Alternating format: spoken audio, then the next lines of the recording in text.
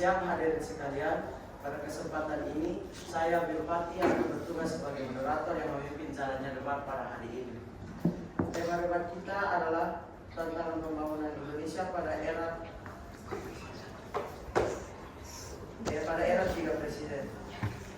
Pada hari ini akan berdebat dua tim, yaitu tim Pro dan Kontra. Tim Pro terdiri dari Nafa, dari Sydney, tim Kontra terdiri dari Donya, Kim, Brian, dan Kimi. Tanpa berlama-lama kita akan langsung mulai sesi debat hari ini. Saya akan persilakan pembicara satu dari tim Pro untuk menyampaikan argumennya.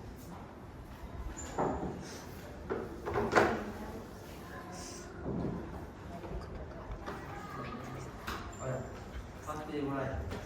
Selamat siang teman-teman dan Bapak Ibu, saya Nafa selaku pembicara satu tim Pro. Pada tahun 1998, Indonesia berada dalam kondisi yang sangat sulit, ekonomi runtuh, menurut desertifikasi, dan perusahaan bangkrut dan rakyat hilang kepercayaan terhadap kerusuhan terjadi di berbagai daerah. Negara berada di ambang ketidakstabilan. Hambatan yang dihadapi saat itu tidak kecil, sistem lawan runtuh, tekanan internasional besar, dan rakyat menuntut perubahan yang cepat. Indonesia berada di titik penentuan, bangkit atau semakin terpuruk. Di tengah situasi itulah, 3 presiden reformasi mengambil tanggung jawab yang besar. Mereka tidak memilih dalam keadaan yang nyaman, tetapi dalam keadaan krisis.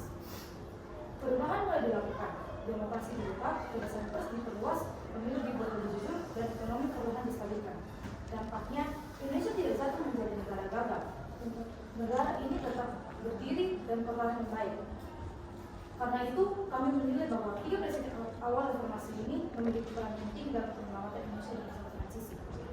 Masuk ke argumen pertama kami.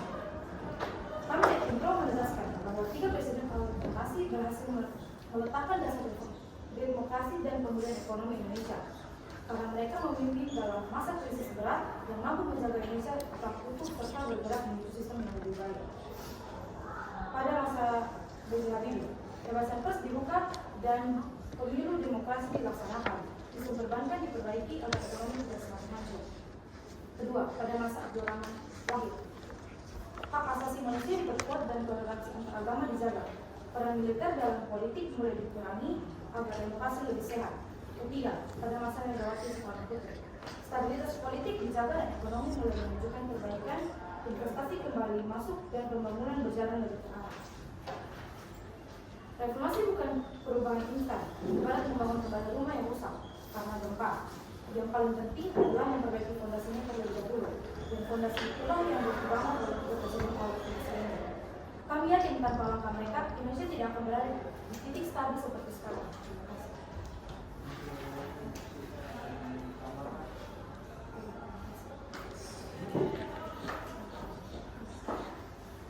Terima kasih. Saya persilakan kepada pembicara satu dan tim Kontra untuk menyampaikan argumen. Waktu akan berterus pada kata pertama ini. Selamat pagi para hadirin, guru dan teman-teman sekalian.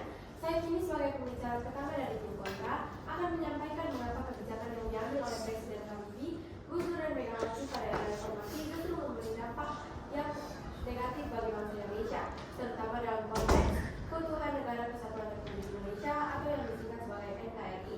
Reformasi lahir untuk memperbaiki keadaan, namun kenyataannya banyak kebijakan yang kurang tepat sasaran, menimbulkan masalah baru, bahkan mengancam persatuan kita. Pertama, masa pemerintahan Habibie. Meskipun ada prestasi seperti stabilitas ekonomi, keputusannya memberikan cacat pendapat kepada Jawa Timur adalah langkah yang terlalu terburu-buru dan tidak mempertimbangkan dampak jangka panjang terhadap integrasi wilayah NKRI.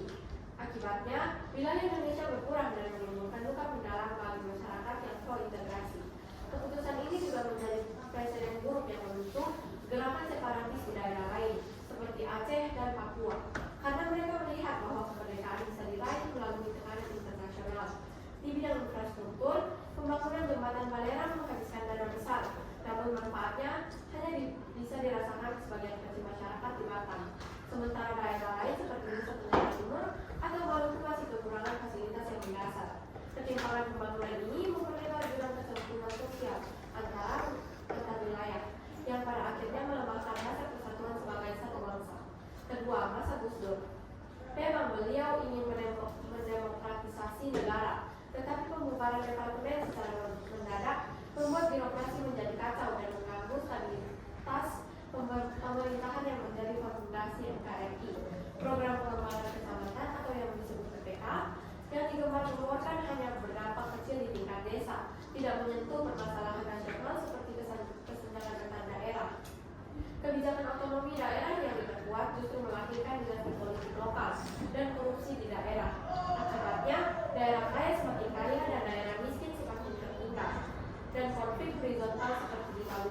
Poso, serta Sambas merebak karena lemahnya koordinasi pusat daerah. Otonomi yang tanpa kendali ini justru mengancam integrasi bangsa, bukan memunculkan ego kedaerahan yang berlebihan. Ketiga, era Megawati. Meskipun terkenal dengan stabilitas, pemerintahannya lambat dalam melakukan perubahan. Alokasi dana pendidikan tidak diimbangi dengan pengawasan kualitas, sehingga banyak siswa yang terbantu secara kuantitas, tetapi mutu pendidikannya masih rendah. Pendidikan yang tidak merata menyebabkan kesenjangan sumber daya antar daerah, yang pada gilirannya menghambat pembangunan nasional dan memperlemah daya saing bangsa di kancah global. Pembentukan KPK memang baik, tapi korupsi masih merajalela karena penegakan hukum yang lemah. Di bidang infrastruktur, pemerintah hanya fokus pada perbaikan jalan yang sudah ada, tidak membangun proyek baru yang inovatif. Akibatnya, konektivitas antar pulau masih buruk dan di daerah terpencil semakin terisolasi, sehingga rasa kebangsaan sulit tumbuh di tengah keterbatasan sukses akses.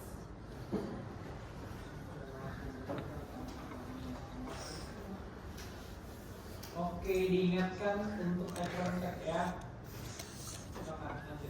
Baik, terima kasih kepada pembicara pertama dari masing-masing tim atas penyampaian argumennya. Selanjutnya kita akan memasuki sesi tanggapan yang akan disampaikan pembicara kedua dari masing-masing tim. Saya persilakan pembicara dua dari tim Pro untuk menyampaikan argumentasi dan tanggapan. Waktu dimulai pada rekan-rekan yang disampaikan. Sebelumnya, perkenalkan nama saya Richard Kim Tantoy dari kelompok 3 pembicara kedua tim Pro. Hari ini saya akan menjelaskan tentang apa saja proses yang terlihat dari ketiga presiden ini, yakni Presiden B.J. Habibie, Gus Dur, dan Megawati. Pada masa kepemimpinan yang pertama, Presiden B.J. Habibie yang menjabat pada tahun 1998 sampai 1999, proses B.J. Habibie terlihat melalui Kabinet Reformasi Pembangunan yang memiliki program kerja menyiapkan proses reformasi di bidang politik, hukum, dan ekonomi. Di bidang politik, B.J. Habibie memperbarui berbagai perundangan dalam rangka lebih meningkatkan kualitas kehidupan berpolitik sebagaimana diamanatkan oleh GBHN, garis-garis besar haluan negara. Di bidang hukum, ia meninjau kembali undang-undang subversi. Di bidang ekonomi, ia mempercepat penyelesaian undang-undang yang menghilangkan praktik monopoli dan persaingan yang tidak sehat. Dan ia juga memulihkan kembali keuangan negara yang saat itu sedang hancur akibat krisis moneter tahun 1998 se-Asia. B.J. Habibie mampu menekan nilai tukar uang mata rupiah yang awalnya dari 10.000 sampai 15.000 rupiah per satu dolar menjadi 6.500 rupiah per satu dolar. Hal ini dia lakukan dengan cara menghapus bank-bank yang bermasalah dan menyehatkan bank-bank swasta yang memiliki peran dalam perekonomian Indonesia. Dan salah satu bank swasta yang disehatkan oleh B.J. Habibie adalah Bank Sentral Asia. Pada masa kepemimpinan yang kedua, Presiden Gus Dur yang menjabat pada tahun 1999 sampai tahun 2001, proses kerja Gus Dur terlihat melalui Kabinet Persatuan Nasional yang memiliki program kerja, yaitu penggantian nama provinsi dari Irian Jaya menjadi Papua, pembubaran Departemen Penerangan agar ABRI tidak ikut campur sedikit pun dengan urusan politik. Gus Dur memperjuangkan pluralisme, demokrasi, meningkatkan HAM dan toleransi pada masyarakat Tionghoa yang berada di Indonesia, membentukkan DPR dan MPR, serta pencabutan peraturan mengenai larangan terhadap PKI. Ia juga menstabilkan harga beras dan menaikkan harga gaji PNS secara signifikan. Gus Dur juga memperkuat sistem demokrasi dan membuka hubungan politik di Indonesia secara luas, membebaskan petani dari beban utang bunga untuk meringankan hidup mereka. Ia juga memberi dukungan pendidikan secara inklusif terhadap anak. Gus Dur juga membangun infrastruktur kecil-kecilan di pedalaman seperti di perdesaan. Salah satu contohnya adalah Waduk Gedung Ongo. Pada masa kepemimpinan yang ketiga, masa kepemimpinan Megawati yang menjabat pada tahun 2001 sampai 2004, proses Megawati terlihat menawarkan program kerja melalui kabinet gotong royong, yaitu di bidang politik, Megawati mempertahankan persatuan dan kesatuan bangsa dalam kerangka utuh negara, kesatuan negara Republik Indonesia, meneruskan proses reformasi dan demokratisasi dalam seluruh aspek kehidupan nasional dengan kerangka, arah, dan agenda yang lebih jelas. Hal ini dilakukan dengan cara terus meningkatkan penghormatan terhadap hak asasi manusia, membangun KPK, kelompok pemberantas korupsi. Di bidang infrastruktur, Megawati juga membuat jembatan Suramadu yang menghubungkan antara kota Surabaya dan Pulau Madura yang bertujuan untuk mempermudah akses keluar masuknya masyarakat. Di bidang ekonomi, Megawati melakukan stabilisasi makroekonomi akibat krisis moneter yang terjadi tahun 1998. Megawati juga pernah menurunkan inflasi yang terjadi akibat ekspor dan mendorong pertumbuhan ekonomi di Indonesia sebesar 5%.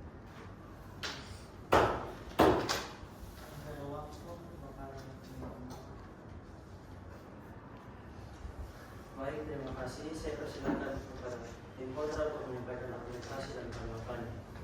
Waktu dimana pertanyaan yang disampaikan. Baik, selanjutnya saya Brian sebagai profesor kedua akan fokus pada dampak negatif kebijakan di bidang ekonomi, pendidikan, serta infrastruktur dari ketiga presiden tersebut, serta kaitannya dengan kebutuhan energi. Yang pertama, saya akan menjelaskan banyak ini. Meskipun ia berhasil menguatkan nilai tukar rupiah, kebijakan ini bersifat jangka pendek dan tidak langsung menyentuh kesejahteraan rakyat kecil. Sektor ekspor justru terancam karena rupiah yang terdapat membuat produk Indonesia mahal di pasar internasional. Dampaknya, pengusaha kecil dan petani yang bergantung pada ekspor komoditas lokal semakin terpinggirkan, sementara konglomerat besar di Jawa justru diuntungkan. Ini menciptakan ketimpangan ekonomi yang memicu pertumbuhan sosial antar daerah. Di pendidikan, pembebasan SPP dan beasiswa memang membantu, tapi tanpa perbaikan kualitas guru dan fasilitas sekolah, angka putus sekolah sangat tinggi. Akibatnya kualitas SDM di daerah tertinggal semakin buruk dan mereka tidak mampu bersaing dengan penduduk dari daerah maju. Hal ini memicu migrasi besar ke kota yang berujung pada masalah sosial baru dan memudahnya ikatan kedaerahan dalam NKRI. Selanjutnya Gus Dur, kebijakan ekonominya yang condong pada pemerataan justru memperlambat pertumbuhan. Program pemberdayaan masyarakat lokal membutuhkan waktu lama dan pengawasan ketat, sehingga banyak dana yang tidak tepat sasaran. Dana yang bocor ini tidak hanya merugikan keuangan negara, tetapi juga meningkatkan ketidakpercayaan rakyat terhadap pemerintah pusat. Di pendidikan libur Ramadan 1 bulan penuh tanpa persiapan kurikulum yang matang menyebabkan siswa kehilangan waktu belajar. Padahal pada masa transisi reformasi membutuhkan peningkatan kualitas SDM, bukan justru mengurangi waktu belajar.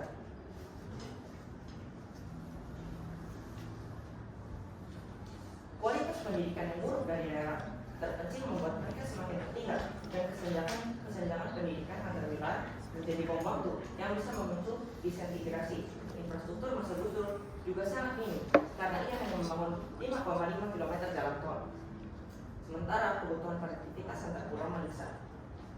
Selanjutnya Megawati. Di bidang ekonomi, ia berusaha mengendalikan inflasi dan menstabilkan perbankan, tapi kebijakannya cenderung menguntungkan pengusaha besar. Imbal beli ekspor non migas misalnya lebih dinikmati korporasi daripada petani kecil. Ketimpangan ini memperkuat struktur ekonomi yang timpang, di mana segelintir orang menguasai sumber daya, sementara mayoritas rakyat hidup pas-pasan. Ketidakadilan ekonomi adalah akar dari konflik vertikal dan horizontal yang mengancam persatuan. Pendidikan, alokasi dana pendidikan meningkat, tetapi tanpa pengawasan banyak sekali dana yang bocor atau digunakan untuk proyek fisik.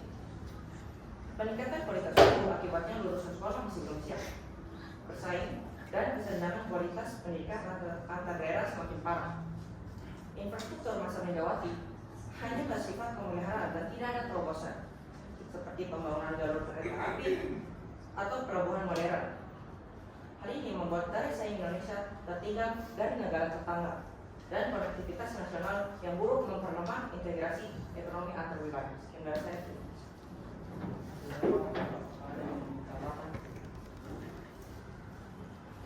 Baik, terima kasih kepada pembicara kedua yang telah menyampaikan argumentasinya pada sesi tanggapan. Selanjutnya kita akan memasuki sisi kesimpulan yang akan disampaikan oleh perwakilan masing-masing tim. Saya persilahkan kepada perwakilan tim Pro Pembicara 3. Oh ya, pembicara 3 untuk menyampaikan argumennya. Setelah mendengar seluruh perdebatan, kami ingin mengajak kita semua untuk menilai secara adil. Tim kontra mungkin akan menyoroti kekurangan. Mereka mungkin mengatakan ada konflik politik, pergantian menteri, keputusan kontroversial, atau hasil yang belum langsung terasa. Namun pertanyaannya adalah, apakah mungkin sebuah negara bisa pulih dari krisis besar dalam waktu yang singkat tanpa proses. Kita harus mengingat kembali bahwa ketika presiden memimpin dalam masa-masa krisis dan waktu mereka tidaklah banyak, demokrasi memang tidak selalu terlihat rapi di awal. Justru perbedaan pendapat, kritik, dan dinamika politik adalah tanda bahwa sistem baru sedang dibangun. Habibie membuka pintu demokrasi, Gus Dur memperkuat nilai kemanusiaan dan toleransi, Megawati menjaga stabilitas agar ekonomi tidak kembali jatuh. Setiap pemimpin memiliki gaya berbeda, tetapi tujuan mereka sama, menyelamatkan Indonesia dan membangun sistem yang lebih baik dari sebelumnya. Jika tim kontra menilai dari hasil yang belum sempurna, maka mereka lupa melihat konteks krisis yang luar biasa berat pada saat itu. Kemudian mengenai keutuhan NKRI. Keutuhan NKRI pada masa awal reformasi tetap terjaga meskipun situasi politik dan keamanan sangat tidak stabil. Pada masa Habibie, Indonesia menghadapi ancaman disintegrasi setelah krisis 1998, termasuk persoalan Timur Timur.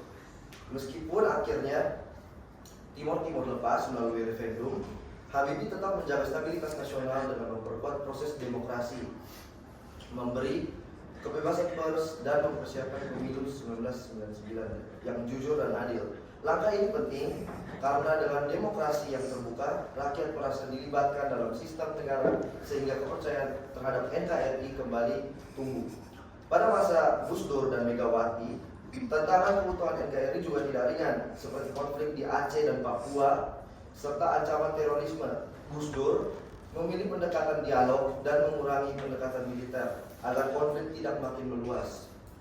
Sementara itu, Megawati memperkuat stabilitas keamanan dan memperbaiki hubungan pusat dan daerah melalui kebijakan otonomi daerah. Walaupun ada berbagai masalah, ketiga presiden ini tetap berupaya menjaga agar Indonesia tidak terpecah dan tetap berdiri sebagai negara kesatuan Republik Indonesia.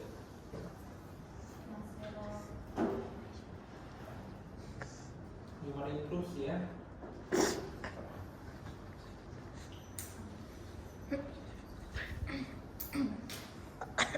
Saya persilakan kepada perwakilan kontra untuk menyampaikan argumennya. Mulai pertama.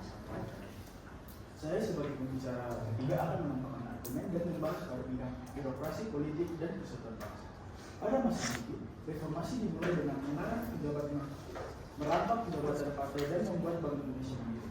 Namun, perubahan yang terlalu cepat dalam masa singkat membuat banyak pegawai negeri tidak siap. Akibatnya terjadi kebingungan dan ketidakefisiensi. Yang paling parah adalah keputusan referendum Timur Timur. Kebijakan ini tidak hanya mengurangi wilayah, tapi juga memicu trauma dan sakit bagi pihak TNI dan masyarakat pro-integrasi yang telah berkorban. Hal ini menciptakan presiden buruk bahwa Indonesia mudah melepas wilayah, sehingga daerah lain seperti Aceh dan Papua semakin matang menuntut kemerdekaan. Persatuan bangsa menjadi rapuh karena sentimen kedaerahan menguat dan kepercayaan terhadap pemerintah pusat menurun.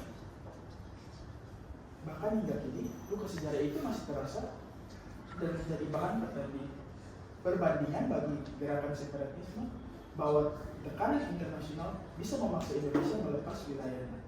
Ini jelas melemahkan kedaulatan kita sebagai bangsa.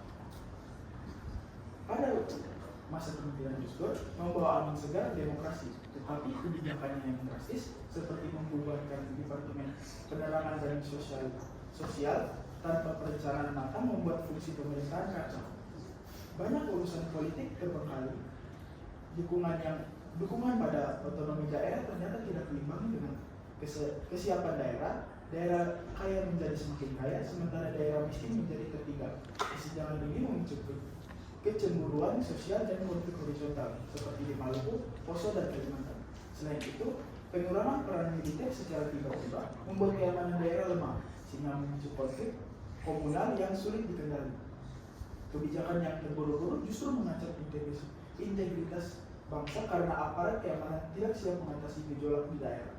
Padahal, di masa transisi seperti itu, stabilitas keamanan adalah fondasi utama agar persatuan tetap terjaga.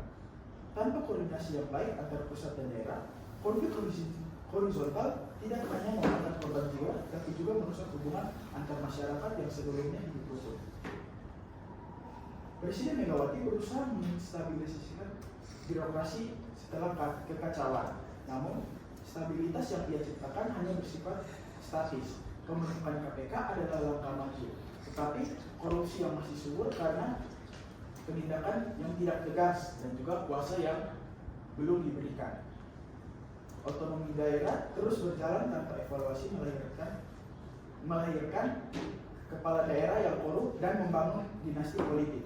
Rakyat kecil tidak merasa keadilan karena pelayanan publik yang masih buruk, ketimpangan pembangunan antar Jawa dan luar Jawa semakin parah, sehingga dibiarkan ketidakadilan ini bisa memicu disintegritas bangsa, seperti memunculnya gerakan separatisme baru dan konflik sosial yang berkepanjangan. Contohnya di Papua, ketimpangan ekonomi dan kurangnya perhatian pemerintahan pusat memicu gerakan pro kemerdekaan yang hingga kini masih bergejolak. Stabilitas yang statis juga berarti tidak ada terobosan untuk memperbaiki sistem perusahaan. Birokrasi hanya berjalan di tempat, sementara masalah-masalah fundamental seperti kemiskinan dan ketimpangan dibiarkan membusuk. Akibatnya, kepercayaan masyarakat terhadap pemerintah semakin menipis, dan ketika kepercayaan itu hilang, maka ikatan kebangsaan pun ikut lemah.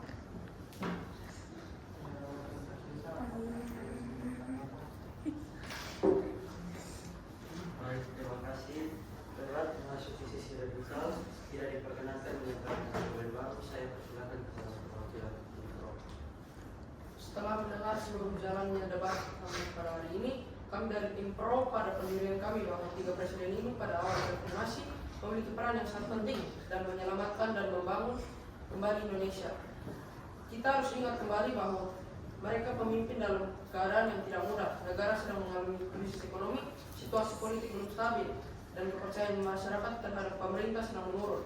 Dalam kondisi seperti itu, setiap keputusan tentang risiko dan tantangan pasti ada. Namun justru disitulah letak nilai pemimpinan mereka, B.J. Habibie, Megawati, dan Gus Dur berperan dalam menstabilkan keadaan setelah masa krisis.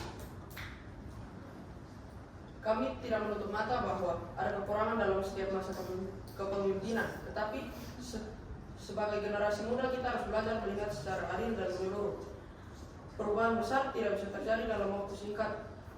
Reformasi adalah proses panjang dan ketiga presiden tersebut adalah bagian penting dari proses itu. Tanpa langkah awal yang mereka ambil, mungkin Indonesia tidak akan memiliki fondasi demokrasi dan stabilitas seperti sekarang. Karena itu, kami tetap teguh mendukung bahwa kontribusi bahwa mereka di awal reformasi merupakan bagian penting dalam perjalanan bangsa menuju kondisi yang lebih baik.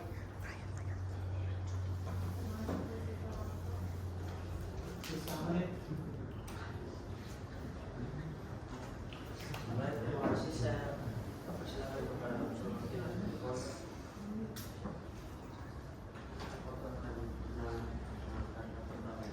Setelah mendengarkan argumentasi dari tim Pro, kami sebagai tim kontra tetap memilih untuk berposisi pada kontra, menegaskan kembali posisi kami bahwa kebijakan ketiga presiden pada era reformasi justru membawa dampak yang negatif bagi keutuhan NKRI. Habibie dengan referendum Timur yang mengurangi wilayah NKRI dan proyek jembatan Balerang yang tumpang, Gus Dur dengan pembubaran departemen yang membuat birokrasi menjadi kacau, serta otonomi daerah yang memicu konflik horizontal, dan Megawati dengan stabilitas statis yang hanya mempertahankan keadaan tanpa perubahan. Berarti ditambah dana pendidikan tanpa pengawasan kualitas serta infrastruktur dan jalan yang tepat. Jalan di tempat. Semua ini memperlebar jurang kesenjangan, memicu politik, dan mengikis rasa persatuan bangsa. Jadi, sekali lagi, kami tim kontra menolak posisi ini karena kepemimpinan mereka tidak mampu menjaga keutuhan dan hadapi. Terima kasih. Sudah? Marilah kita berikan tepuk tangan kepada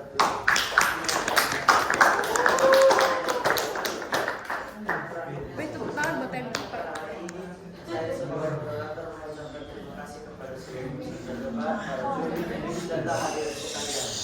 Demikian debat pada hari ini. Selamat siang. Indonesia dan sampai jumpa Oke, kembali. bentar ya, sebelum berpisah, satu kelompok coba siapkan definisi untuk kata ini, karena dua-dua menyinggung tentang kata. Jadi saya mau menanyakan, tidak ada langsung saya bilang salah atau benarnya, saya langsung akan mempengaruhi itu ke dalam penilaian. Apa yang dimaksud dengan separatisme? Dua-dua menyinggung ya, jadi dua-dua harus saya paham. Baru nanti kembali ke kelompok. Oke, silakan. Ya. Separatisme itu adalah usaha untuk memisahkan suatu hal dari hal lain. Contoh ini kelompok yang memisahkan, ingin memerdekakan atau memisahkan mereka dari diri mereka dari negara. Kalau dari kami mirip macam cuma ya separatisme adalah